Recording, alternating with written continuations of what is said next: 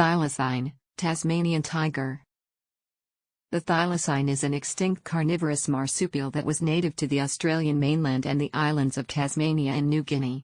The last known live animal was captured in 1930 in Tasmania. It is commonly known as the Tasmanian tiger or the Tasmanian wolf.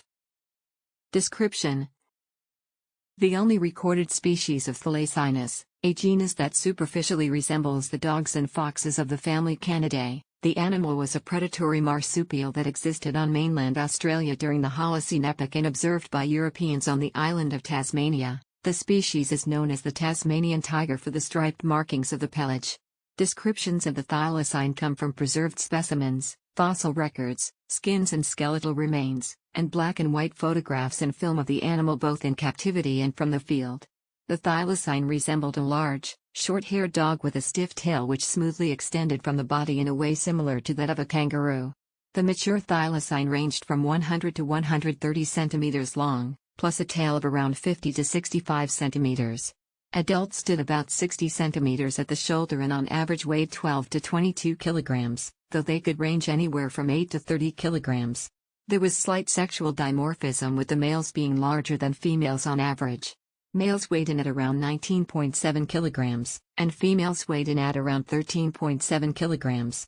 The skull is noted to be highly convergent on those of canids, most closely resembling that of the red fox. Ecology and Behavior. Little is known about the behavior of the thylacine.